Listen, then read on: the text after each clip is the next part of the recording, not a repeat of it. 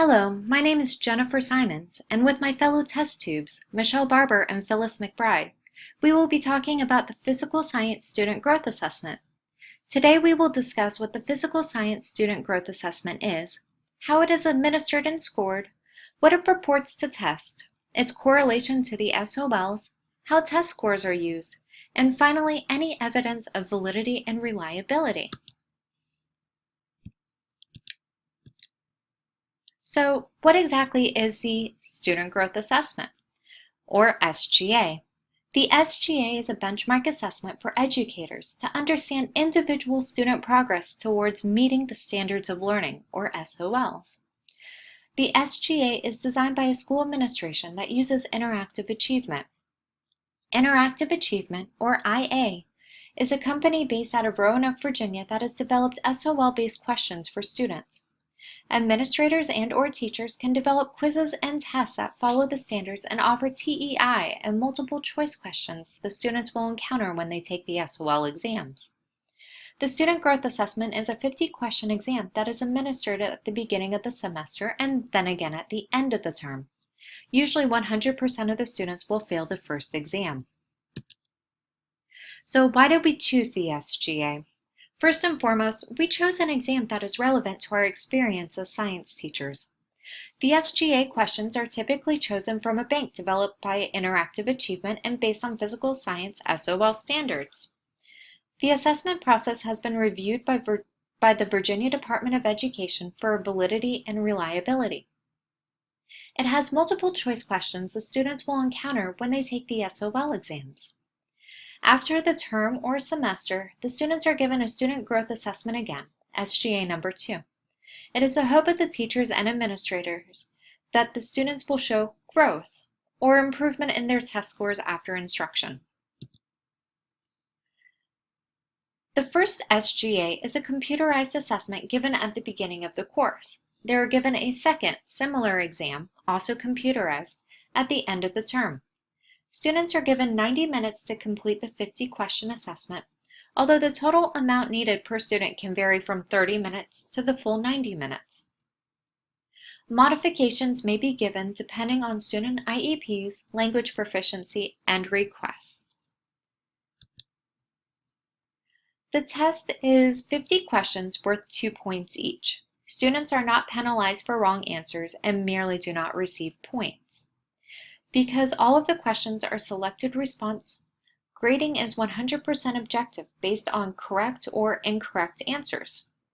All assessment items are weighted equally and machine scored for quality control.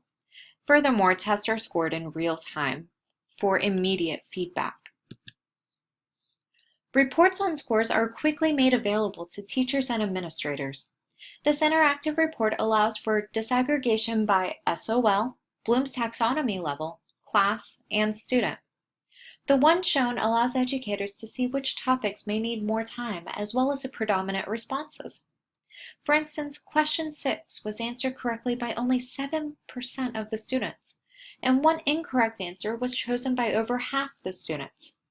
This is understandable as the students have not yet learned about chemical bonds and may help the teacher work against any previously held misconceptions. The Student Growth Assessment explicitly tests growth, it is in its name after all, in a subject area. The students are given the SGA-1 at the beginning of the term, and most will fail the exam because they have not been introduced to most of the material. Some of the material may be from the 6th grade, but the students would not have seen that material for over a year. The SGA is administered twice, once at the beginning and once at the end of the term. This allows for educators to assess growth. A school may aim for 70% of the students to pass the second SGA. However, that goal may be adjusted for individual achievement as well. According to a report sent to the Virginia Department of Education, Interactive Achievement has provided all 5 sources of evidence for validity. They have covered test content or construct, internal structure, response process, relation to other variables, and consequences. The SGA is authored by a team of trained content specialists who are item writers and assessment authors, as well as experienced Virginia educators. All student growth assessments are constructed to specifically address the Virginia Standards of Learning and the essential skills and knowledge outlined in the curriculum frameworks.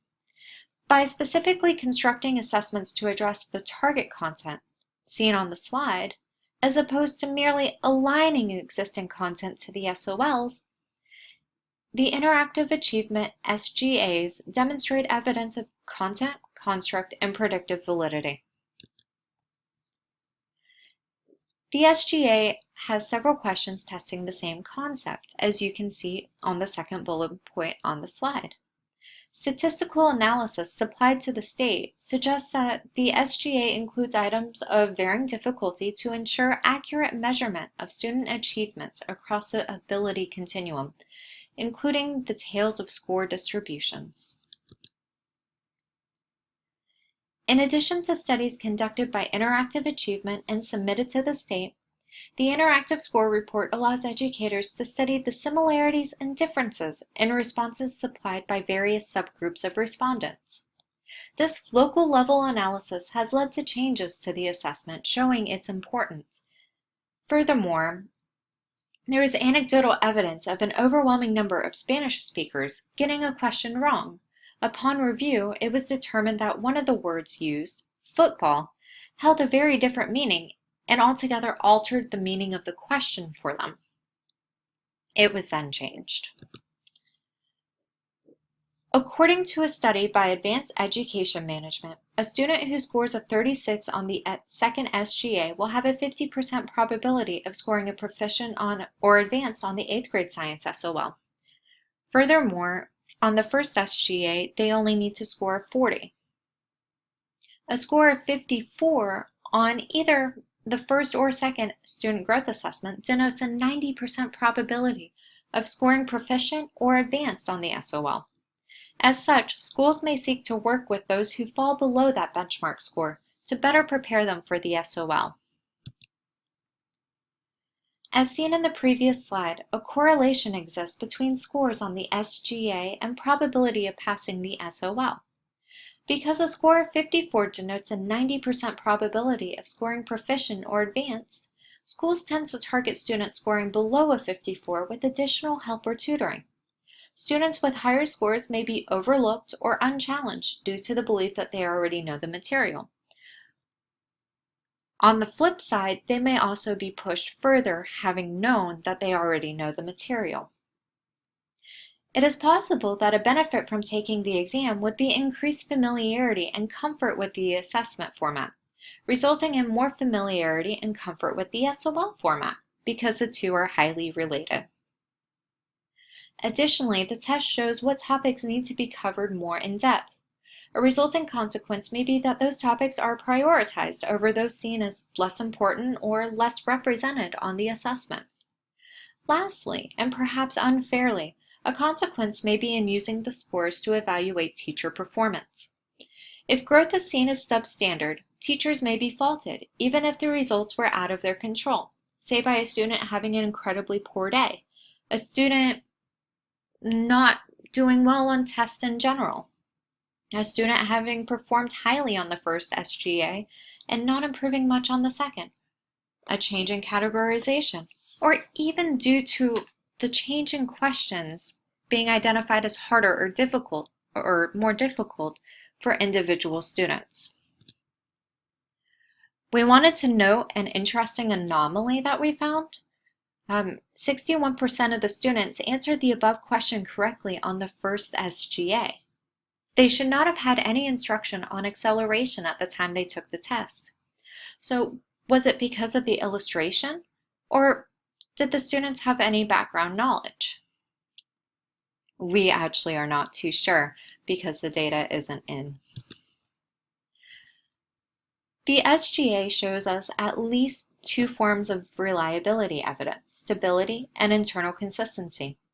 Based on the scoring process, inter-rater reliability is unnecessary, and because there is only one form of the test, there are no parallel forms to consider.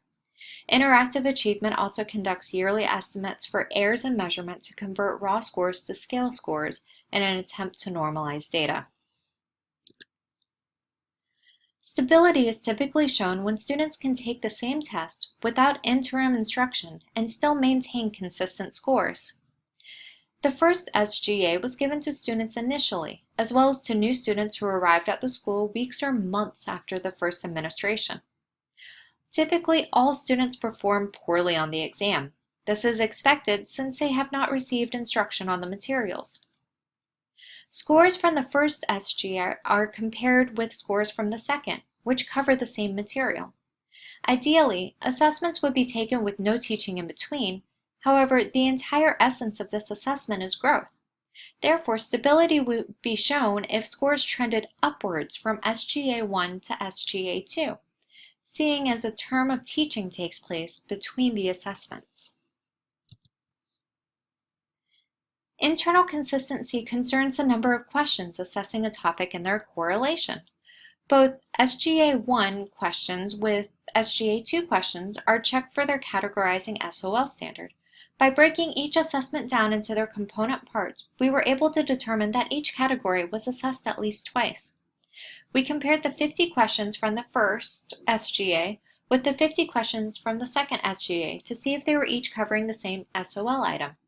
78%, or 39 out of 50 of the questions covered the same item in the SGA 1 as compared to the SGA 2. 22% either were not covered on each or both SGA or differed on major concepts. We might conclude that these are not equivalent forms unless we compare only the scores of these particular 39 questions. And here you can see exactly what SOLs were represented and which ones were deemed to be heavier tested.